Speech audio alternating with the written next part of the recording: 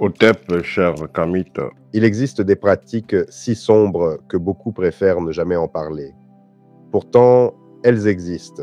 L'une d'elles, c'est cette abomination que certains hommes, plongés dans l'occultisme ou la déchéance morale, pratiquent en couchant avec des femmes mentalement dérangées. Ce n'est pas du désir, ce n'est pas de l'amour, c'est un acte spirituellement impur, utilisé dans des cercles de magie noire pour soutirer une énergie particulière, celle du chaos.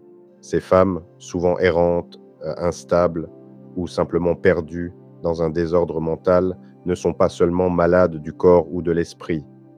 Beaucoup d'entre elles sont habitées par des entités, par des présences qui se nourrissent du désordre, de la douleur, de la confusion. Leur folie n'est pas toujours médicale. Parfois, elle est spirituelle. Elles sont comme des portails ouverts entre plusieurs mondes.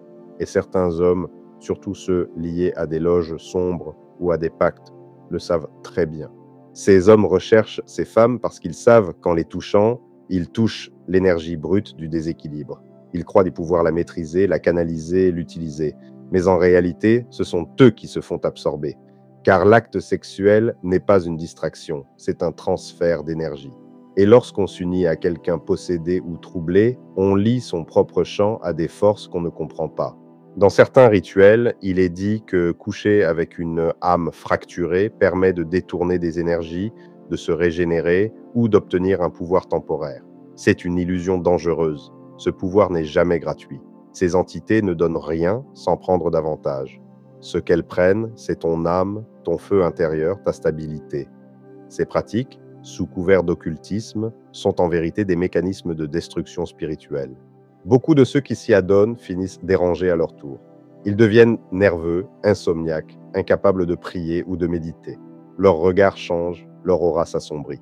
Parce qu'en se liant à une personne habitée, ils deviennent eux-mêmes le réceptacle de ce qu'elle porte. Ce n'est plus l'homme qui pénètre la femme, c'est l'ombre qui pénètre les deux. Et quand l'acte se termine, la vibration du démon demeure.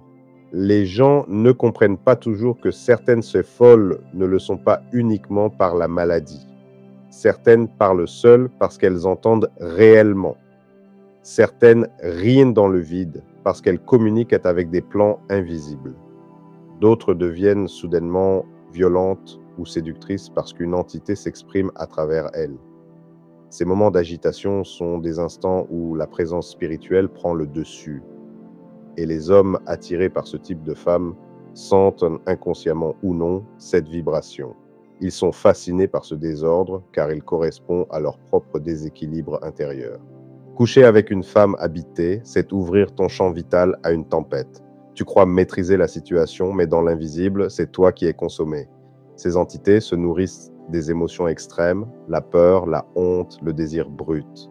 Et lors de l'acte, elles absorbent tout. Ton énergie vitale devient leur repas. Ce n'est pas un simple péché moral, c'est une offrande inconsciente à des forces qui te dévorent. Certains sorciers ou membres de loge font cela de manière délibérée. Pour eux, c'est un travail énergétique. Ils cherchent à fusionner avec l'énergie d'une entité pour en tirer un avantage. Mais dans la réalité, ils ne tirent jamais rien de durable. Leurs chances chutent, leurs affaires stagnent, leur esprit devient instable. Ils ouvrent des portes qu'ils ne savent pas refermer. Ils croient contrôler la folie alors qu'ils deviennent ses serviteurs. La loi humaine condamne ce genre d'acte car il est une forme d'abus sur une personne vulnérable. Mais le monde spirituel, lui, le punit d'une autre manière, par la perte de lumière. L'homme qui s'unit à une âme fracturée finit par se fragmenter lui-même. Ses émotions deviennent confuses, son sommeil devient agité, ses pensées tournent en boucle. Il commence à entendre des murmures intérieurs, à ressentir des présences. Il perd le contrôle, non pas soudainement, mais lentement, comme une bougie qui s'éteint sans qu'on s'en rende compte. Beaucoup de ceux qui pratiquent ces choses finissent seuls. Ils s'isolent, non pas parce qu'ils le veulent, mais parce que les gens sentent instinctivement leur lourdeur. Leur énergie dérange, leur regard trouble, leurs affaires chutent, leurs relations échouent, et même leurs prières deviennent vides, parce qu'on ne peut pas chercher la lumière en s'unissant aux ténèbres. Ces femmes, qu'elles soient malades ou habitées, méritent d'être soignées, pas utilisées, car chaque fois qu'un homme en profite, il renforce l'emprise des entités sur elles. Il devient complice du mal qui les détruit. et ce mal, tôt ou tard, réclame aussi son dû chez lui.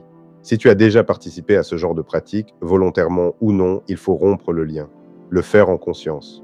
Demande à la vie, à la lumière, à tes ancêtres bienveillants de retirer ce que tu as absorbé. N'aie pas honte, mais sois lucide.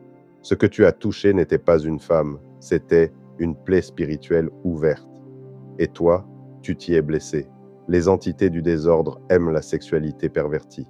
Elles s'y accrochent parce que c'est l'énergie la plus facile à manipuler. Mais la même énergie, lorsqu'elle est pure, peut te guérir, te fortifier, t'élever.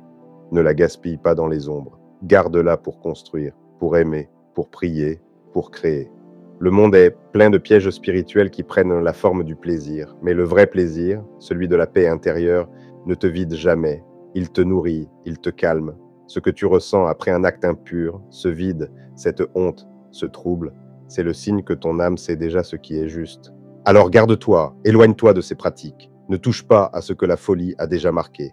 Parce que derrière chaque regard perdu, chaque rire incohérent, il peut y avoir une présence que tu n'es pas prêt à affronter. Et si tu crois que ce n'est qu'un jeu, souviens-toi que les ténèbres adorent les imprudents. Elles ne se nourrissent pas de ton corps, mais de ta lumière. Protège ton énergie, protège ton âme. Et surtout, respecte ce qui a été brisé. Car toucher ce qui est possédé, c'est risquer de le devenir à ton tour.